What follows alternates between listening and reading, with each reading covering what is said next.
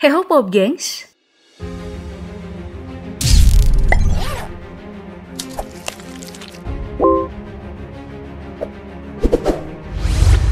Menurut Pak Supriyanto, guru geografi aku dulu, Indonesia itu menempati posisi ke-15 sebagai negara dengan wilayah paling besar. Negara kita ini memiliki total area sekitar 1,9 juta kilometer persegi. Nah, dengan status ini tentu aja Indonesia jadi sasaran empuk untuk klaim-klaim serampangan negara lain tentang wilayah negara kita. Dalam sejarah aja udah tercatat beberapa kali wilayah Indonesia diklaim oleh negara lain. Kan dilindungi atau dijaga oleh Coast Guard China. Bicara soal klaim-klaim wilayah Indonesia dari negara lain, sepertinya kita nggak bisa lepas dari isu perairan Natuna yang udah terjadi sejak lama. Pihak Cina mengklaim bahwa perairan Natuna Utara adalah milik mereka. Bahkan saking ngototnya, 4 bulan terakhir ini, pemerintah Cina menuntut Indonesia untuk menghentikan pengeboran migas di sana. Waduh, kok sotoy bener ya negara ini. Klaim Cina asal perairan Natuna diyakini mereka karena keberadaan Nine Dash Line. Nah, Nine Dash Line ini merupakan sebuah garis temu kepemilikan Laut Cina Selatan berdasarkan sejarah yang mereka buat sendiri. Nah, padahal dari aturan internasional, yaitu UNCLOS atau United Nations Convention of the Law of the Sea yang terbit tahun 1982, Indonesia punya hak atas 200 mil laut sebagai Zona Eksklusif Ekonomi atau ZEE.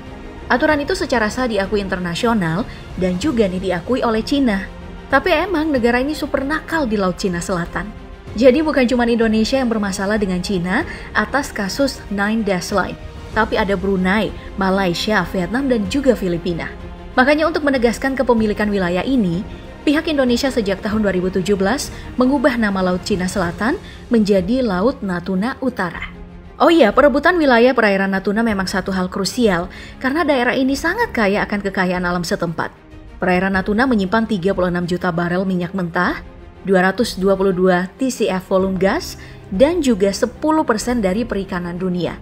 Jadi emang Indonesia harus mati-matian pertahanin daerah tersebut.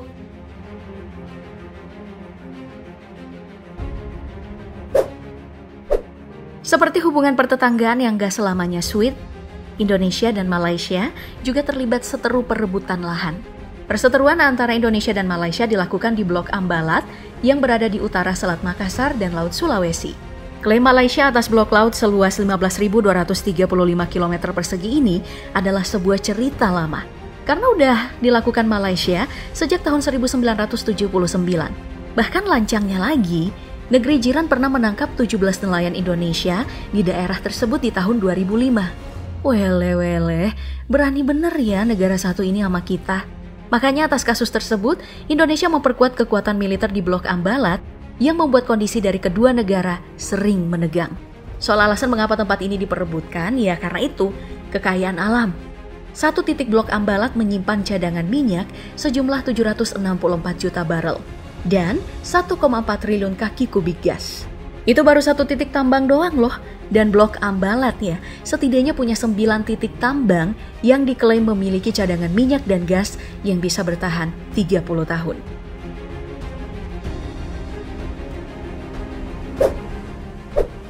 Masih dari konflik laut dan juga klaim Malaysia atas wilayah Indonesia. Sekarang kita udah sampai nih di perairan Tanjung Datu yang banyak diperbincangkan di tahun 2014 kemarin. Kala itu perairan Tanjung Datu viral pada bulan Mei karena ditemukan 4 unit kapal logistik Malaysia yang dikawal kapal perang masuk ke wilayah perairan Tanjung Datu.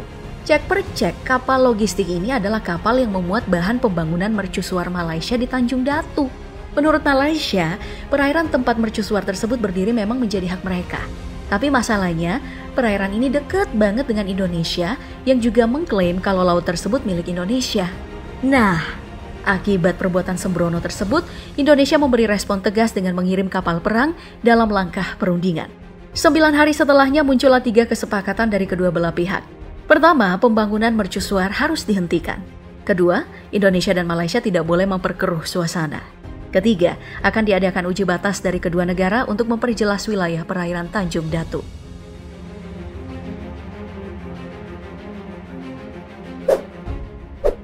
Selain di laut, kasus Indonesia-Malaysia juga terjadi di darat, yaitu di Pulau Sebatik, Kalimantan Timur. Klaim sepihak dari Malaysia ini santer dibicarakan pada tahun 2019 hingga 2020 kemarin.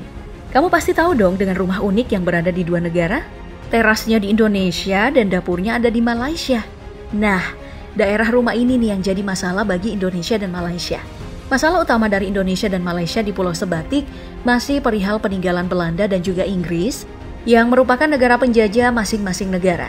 Dulunya, kedua negara ini sepakat kalau batas wilayah keduanya adalah garis koordinat 4 derajat 10 menit lintang utara, yang merupakan garis lurus. Sayangnya, saat kedua negara merdeka, banyak patok yang kemudian dirusak dan malah menjorok ke Indonesia dan membuat garis batasnya berkelok-kelok. Makanya, beragam mediasi dilakukan dan ditentukanlah garis batas baru antara Indonesia dan Malaysia di Sebatik. Ya, semoga aja solusi ini bisa buat damai kita dengan negeri jiran ya. Kalau ada yang mindahin patok tanah lagi, bagus disapa netizen paling sopan sih.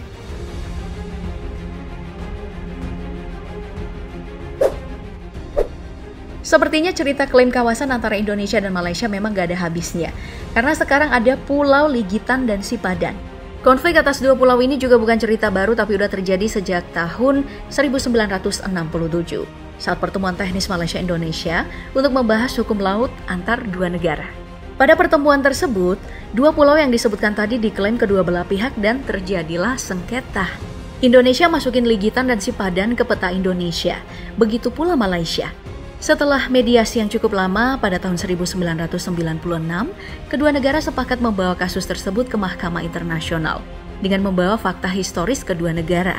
Nah, dari hasil yang diumumkan Mahkamah Internasional, Pulau Ligitan dan Sipadan jatuh ke tangan Malaysia. Jadi, secara resmi, pulau cantik yang jadi habitat beragam penyu ini dimiliki oleh negeri jiran. Keputusan dari Mahkamah Internasional ini memang mengecewakan bagi Indonesia, tapi bagi kedua pulau adalah hal baik. Iya, karena selama masa sengketa Malaysia lah yang banyak membantu konservasi penyu di sana, dan Indonesia cuma sibuk klaim-klaim doang.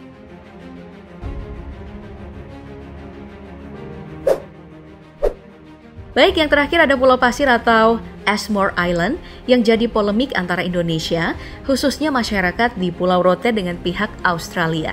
Secara kebudayaan dan sejarah pengelolaan, Pulau Pasir memang dihuni dan dihidupi masyarakat Rote selama 400 tahun. Namun secara geografis, wilayah ini memang dekat dengan Australia. Bahkan dari pernyataan internasional, Pulau Pasir merupakan bagian dari Australia sejak tahun 2006. Tapi yang namanya tanah sejarah tentu nggak mudah dilepas oleh masyarakat sekitar. Apalagi yang percaya dengan warisan leluhur. Pasti mati-matian pertahanin tempatnya. Makanya, sampai tahun 2021 kemarin, Yayasan Peduli Timor Barat atau YPTB terus mendesak Australia menunjukkan bukti yang lebih konkret atas kepemilikan Pulau Pasir. Wah, ini sih rumit ya. Yang punya pulau nggak mau tinggal di situ. Lalu yang tinggal di situ juga nggak punya hak penuh. Aduh, jadi pusing.